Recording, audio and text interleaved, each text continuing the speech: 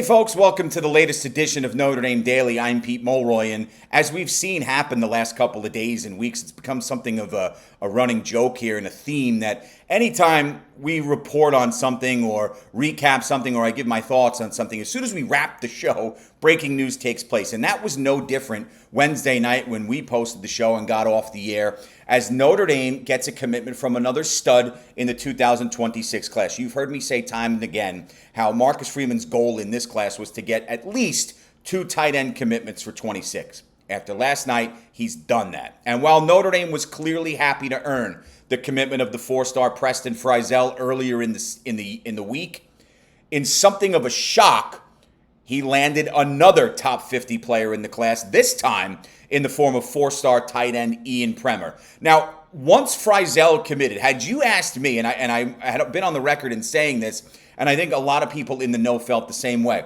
Notre Dame gets the commitment of Frizzell, and you say, well, how do you feel about who the next tight end commitment in the class is probably going to be? Asking me and the way some others felt, the answer would be Evan Jacobson, at least from my perspective.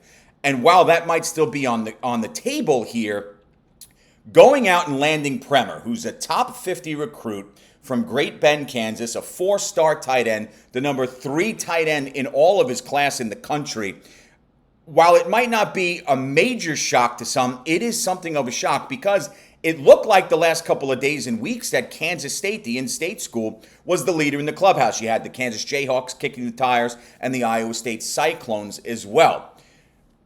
But the visit from Premer to South Bend, from Great Bend to South Bend on June 20th, looks like it was the closing deal here. This is a kid, 8 touchdown receptions last season on 30 balls across 10 games, carried the rock for another 2 scores and over 250 yards on the ground. He's going to now bring that elite skill set to South Bend, and this is something that really makes you salivate. Quick feet, big frame, strong hands. Yeah, those traits enabled him to go up and get the football, but they also allow him to create space off the line of scrimmage, which is huge in that separation. Now, between him and Frizzell, the Irish have to be pumped up, don't they, about what the future holds, given, and especially when you think about the fact that Notre Dame didn't get its first commitment in the tight end group for this class.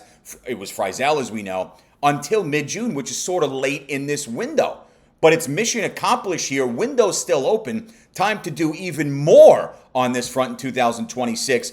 But you've got to be pumped up about this. The fit is great. He's the highest Notre Dame tight end commit since Mike Mayer a couple of seasons ago. It's an incredible get across the board from Marcus Freeman and company, and one that's going to look damn good on Saturdays in the fall in South Bend in 2026 and beyond. So you got Frizzell, and now you got Premer, and we'll see what the developments as far as Evan Jacobson might be moving forward if the Irish continue to remain in the mix there, because don't forget, they were one of the favorites, perhaps the favorite to get the services of another star tight end in Jacobson. So I'll continue to keep you abreast with all the conversations I have as I come out and do the shows each and every day. But this is a big-time W, once again, in the 2026 class for Marcus Freeman. I want to wrap the portal previews today before I start getting into breaking down the incoming freshmen that we'll see in some capacity in South Bend this season. And we close that chapter with USC transfer defensive lineman Elijah Hughes. Much the same as yesterday's spotlight, Jared Dawson. This is a kid that comes here to give you depth on the defensive line. And he was a two-way player in Washington Liberty, in Arlington, Virginia, when he played his high school balls, playing on the O-line and the defensive line. Hit the portal in mid-December and comes to South Bend with 2 years of eligibility remaining, which is essential here. 2 seasons at USC with the rival Trojans. The stats might not jump off the page at you. Played in 15 games, 12 tackles, 3 of those for loss, and 2 sacks. So there was productivity there for him in a minimized role. But now we'll see how things transpire with him as he hopes to further develop his skill set under the direction of Marcus Freeman and Al Washington at Notre Dame.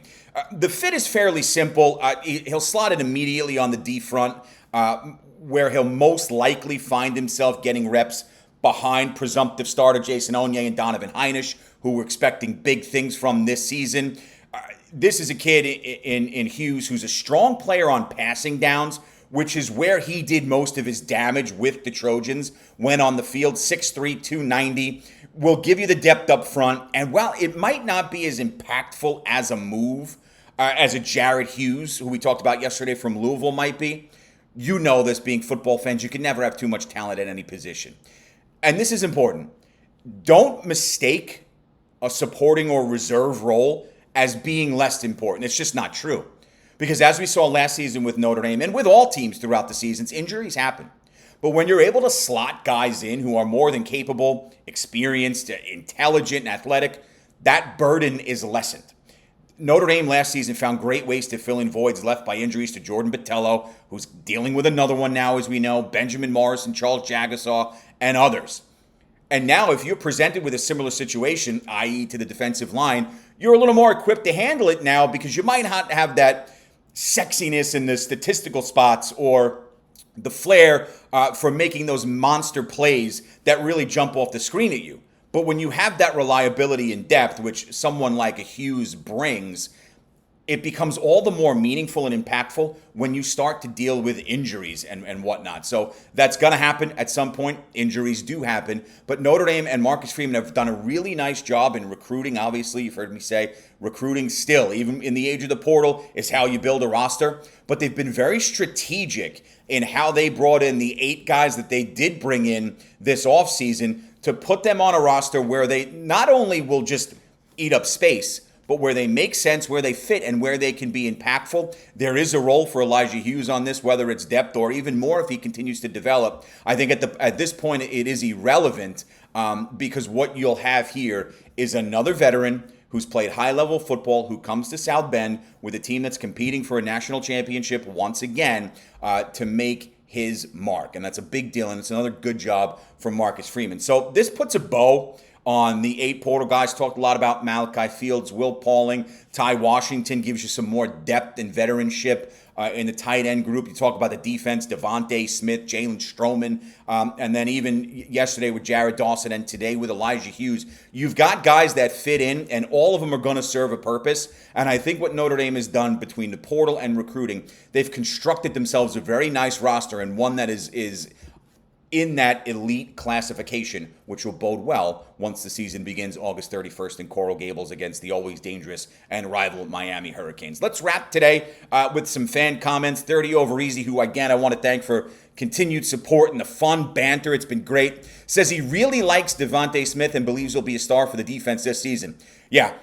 Anytime you have a guy come in who has played high-level football, and remember, Smith roamed the Alabama defensive backfield against power SEC programs, your program's going to be elevated. I think we all agree with that. Plus, with a talented but young Irish secondary for this season, leadership and ball skills are always a welcomed addition. But now, especially that leadership might be even more important. And yeah, Smith is expected to be a starter once again, especially as he plays slotting out of those nickel packages.